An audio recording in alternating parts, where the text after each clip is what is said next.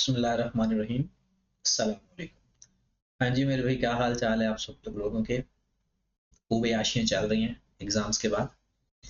हाँ जी, अब थोड़ी सी बात कर लेते हैं कि कुछ बच्चों के मुझे मैसेजेस भी मिले हैं कि सर नई स्कीम का क्या रोला है, कि तब तो आपने कहा था कि कोई बात नहीं करनी, अब हमारे एग्जाम हो गए। तो मेरे भाई अब अभी भी कोई रोला नहीं है। उसकी वजह यह है कि मार्च 2025 में आई कैप ने अनाउंस कर दिया है कि कोई चेंज नहीं है, पुरानी स्कीम के तहत पेपर होंगे और पुराने ही पेपर होंगे।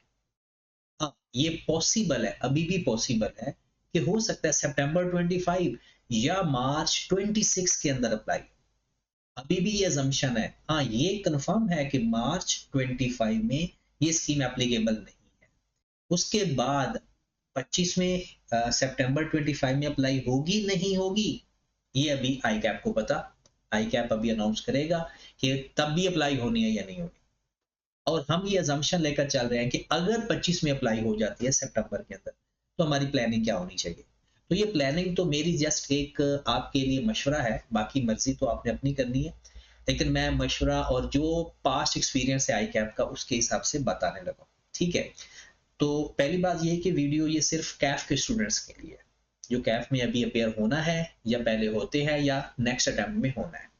पीआरसी सी फैप के लिए नहीं, क्योंकि उसके लिए मैंने अलग से वीडियो बनानी है, तो वो अलग से उनको यानी कोशिश करेंगे कि जिस हद तक हमारा नॉलेज है उनकी रहनुमाई की जाए।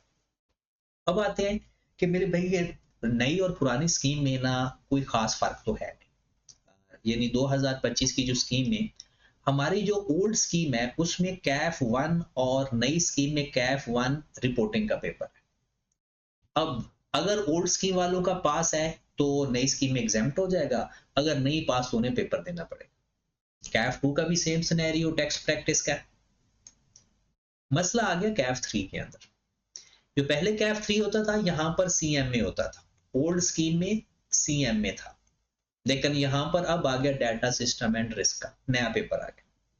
सबसे बड़ा प्रॉब्लम यही है, इसके अलावा बाकी सारी स्कीम में कोई इशू नहीं है कि क्या जो पहले लोग हैं उनको ये पेपर देना पड़ेगा या उनका एग्जाम्प्ट हो, या किसका एग्जाम्प्ट होगा किसको देना पड़ेगा। अभी तक अगर मैं बताऊं या कोई रिस्पेक्टेड टीचर बताए तो ये सारी अजम्पशंस है, क्योंकि आई कैप ने इसके बारे में कुछ नहीं बताया कि किसने देना है और किसको एग्जाम्प्ट है। हाँ, अजम्पशन बेस पर मैं भी बता रहा हूं, बाकी रिस्पेक्टेड टीचर्स भी बताएंगे, और कुछ ने बताया भी है कि ये या तो ऐसा होगा कि एक केस ये बन सकता है कि आई कैप कहे कि भाई साहब जो पहले लोग कैफ के अंदर रजिस्टर्ड हो चुके हैं ये उनके ऊपर एप्लीकेबल नहीं है।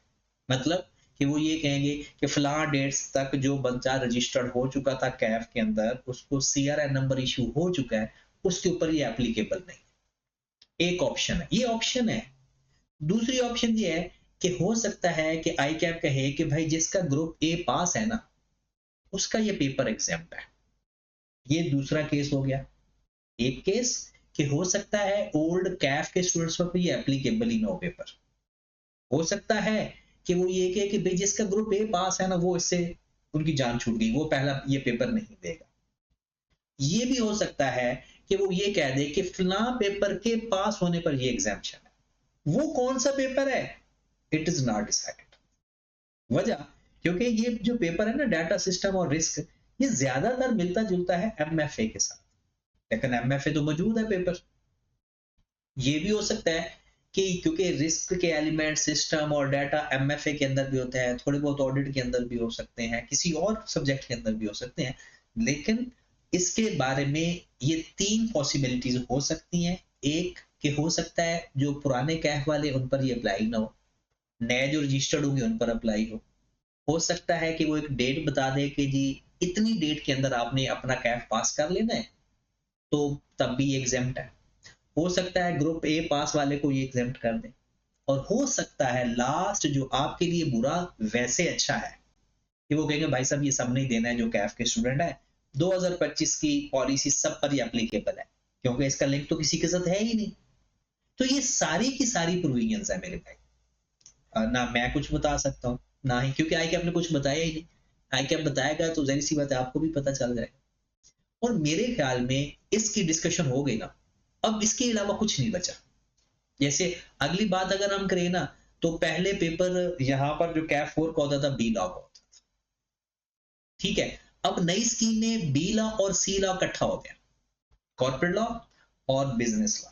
क्या इसके सिलेबस में भी चेंज आएगा? जरूर आएगा, लेकिन अभी नहीं। अब आप मुझसे पूछें कि सर क्या अब हम बीला रख लें या ना रखें, या जिनका बीला पास है वो सीला के साथ क्या हो? तो मेरे भाई ये बात कंफर्म है, फिर भी वही कहूंगा पास्ट एक्सपीरियंस को देख के, कि जिस बंदे का बीला पास है वो पूरा पेपर नहीं देगा, वो 50% पेपर देगा, और जिसका सीला पास है वो भी आधा पेपर देगा।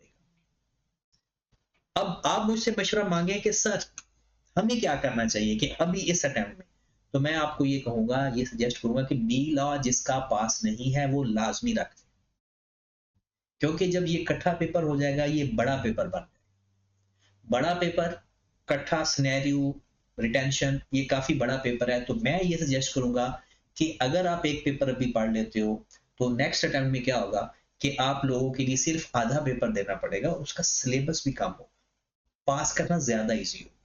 पहले भी ऐसी सिचुएशन से आई कैप ने गुजारा हुआ है हमें, ठीक होगी बात। अब फिर बच्चे कहेंगे सर हम दोनों ना रख लें, बीला सीला, तो मेरे ख्याल में ये अप्रोच अच्छी नहीं है।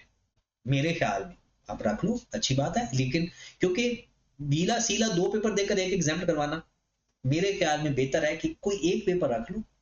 एक पेपर जब छोटा हो जाएगा, थोड़ा हो जाएगा, पास करना आसान होगा। अब सी लॉ के रखने की बजाय कोई और पेपर रख लेना, मतलब कोई टैक्स अपना पास कर लो, या कॉस्ट पास कर लो, या कोई भी पास कर लो।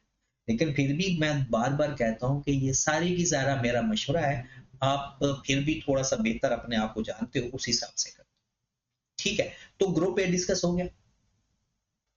एक चीज रह गई सीएम में, कॉस्ट एंड मैनेजमेंट अकाउंटिंग।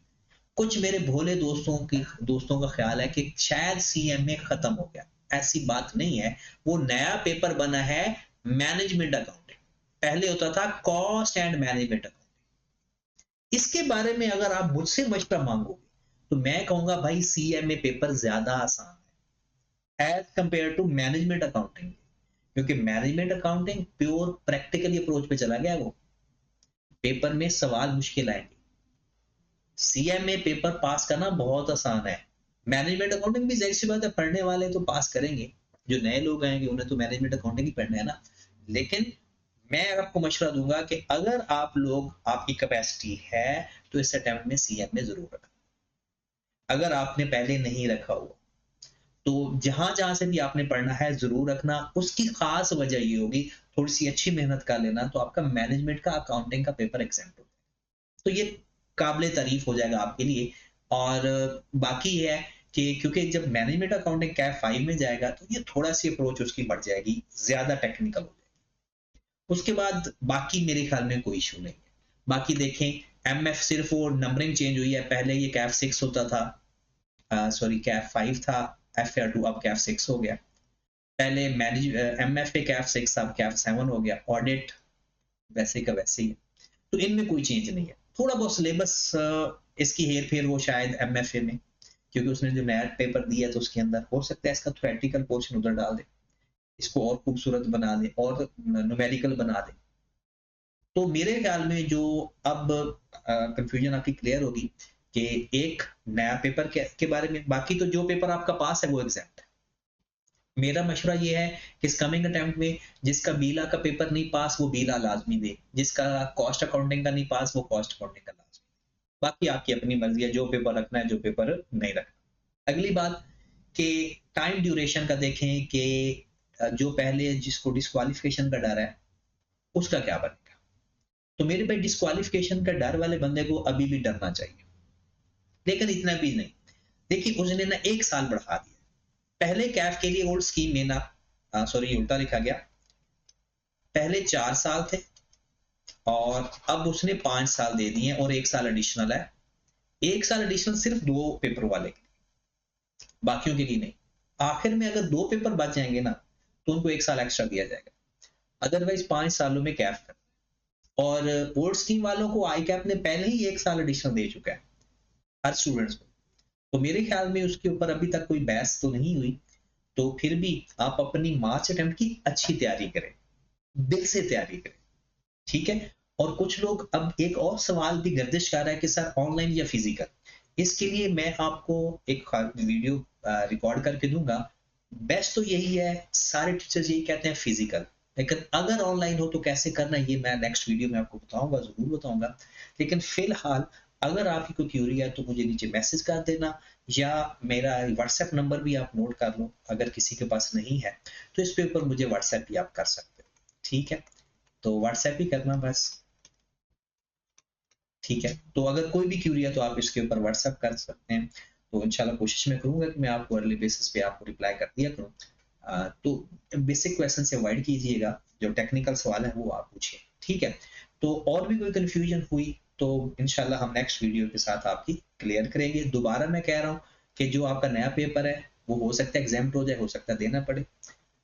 और जो बीला सीला का केस है, वो जिसका आधा पेपर पास होगा दूसरा उसे आधा पेपर देना पड़े, ठीक है। तो मेरे ख्याल में आप लोग बीला लाजमी रखना, आप लोग कॉस्ट अकाउंटिंग लाजमी रखना, बाकी आपकी अपनी मर्जी है जो पेपर आपने अडॉप्ट करना है, ठीक है। अल्लाह ताला आप लोगों का हामी और नासिर